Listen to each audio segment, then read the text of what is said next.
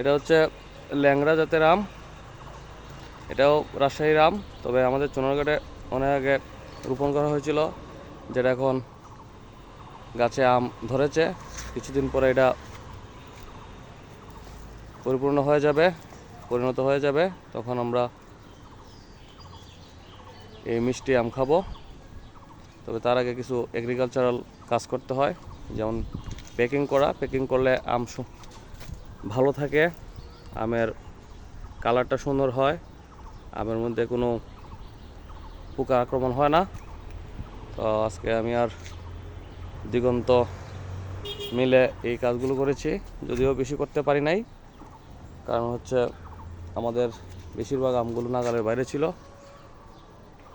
যতটুকু পেরেছি আমরা করার চেষ্টা করেছি।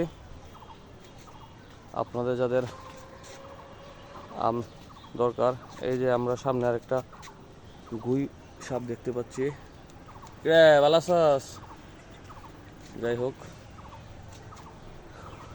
অনেক কষ্ট হইলো। এটা হচ্ছে আমাদের কাঁঠাল গাছ।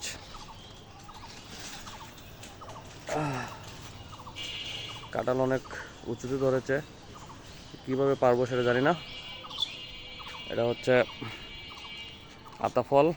এবার অনেকগুলো আতাফল ধরেছিল, এবার এখন বর্ষা মৌসুমে নতুন পাতা গজিয়েছে। এটা হচ্ছে আমাদের জলপাই গাছ।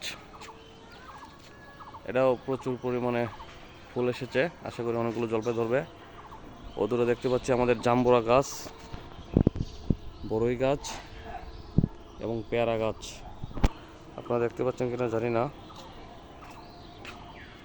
এই যে বড়ই গাছ, ফুল বড়ই, ঢাকায় বড়ই যেটাকে বলে।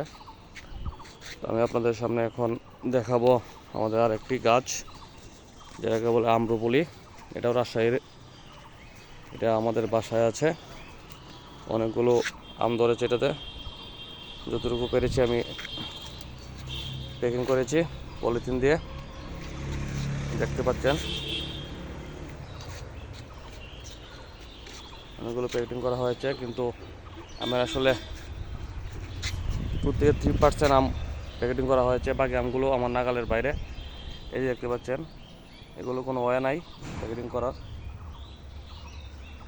তো আজকের মতো এগ্রিকালচার ওয়ার্ক শেষের দিকে।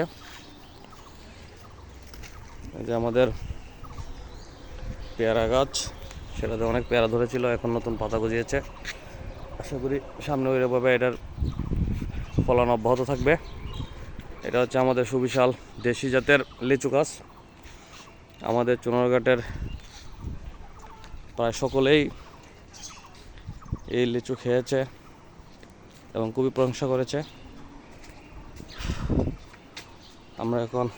আমি আরও কিছু নতুন গাছ লাগিয়েছি, ফলের গাছ, এগুলো আপনাদেরকে দেখাবো। এই জবা গাছে, সাদা জবা গাছে ফুল কই গেছে? ও, এই যে এটা হচ্ছে জবা গাছ, এটাতে সাদা জবা ধরে। অনেকগুলো ধরেছিল, সকালে দেখেছিলাম কেউ একজন নিয়ে নিচ্ছে। এটা হচ্ছে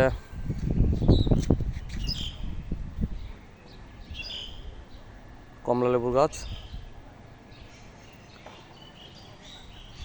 আস্তে আস্তে বড় হচ্ছে। এটা হচ্ছে 12 মাসি আম। এই আমটার নাম, আম গাছটার নাম আমার এখন মনে হচ্ছে না। যাই হোক, আশা করি এবার অবশ্য এটাতে আসছিল, বুল আসছিল, কিন্তু আমি বুলগুলো ভেঙে দিয়েছি যাতে গাছটা সুস্থ থাকে। এখানে দেখতে পাচ্ছেন আরেকটা লিচু গাছ, এটাকে বলা হয় চায়না ট্রি। এটা আমার ক্যাম্পাস বাংলাদেশ কৃষি বিশ্ববিদ্যালয় থেকে আনা হয়েছিল। প্রায় 5-6 বছরের ব্যবধানে কত সুবিশাল গাছ হয়েছে দেখেন। এবং এবার অনেকগুলো লিচু ধরেছে। দুঃখের বিষয়, লিচুগুলো খাইতে পারিনি। দুষ্কৃতকারীরা রাতের অন্ধকারে প্রায় অর্ধেক লিচু চুরি করে নিয়ে যায়। আর বড় গাছের লিচু খেতে পারি না এবার, কারণ দুষ্কৃতকারী বাদুর রাতের বেলায় হানা দিয়েছিল। 3 রাতের ব্যবধানে প্রায় কয়েক হাজার লিচু সাবার করে ফেলে।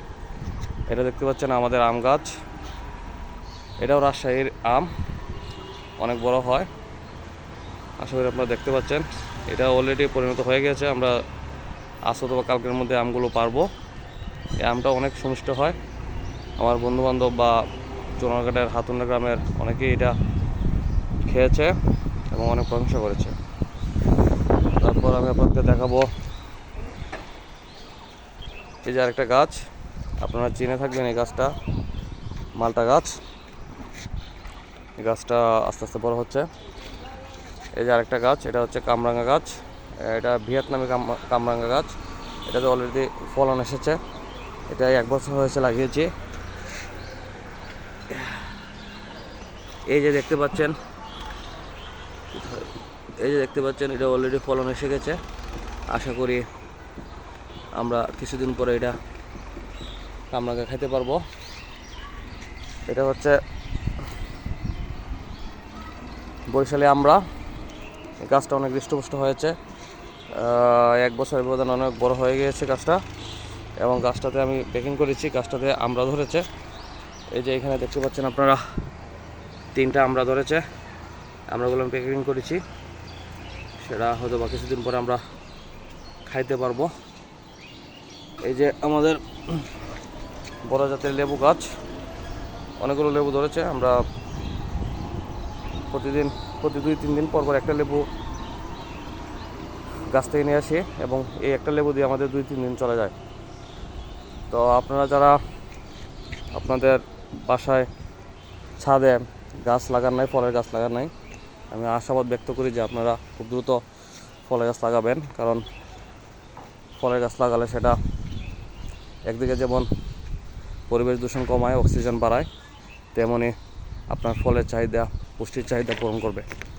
ধন্যবাদ সবাইকে।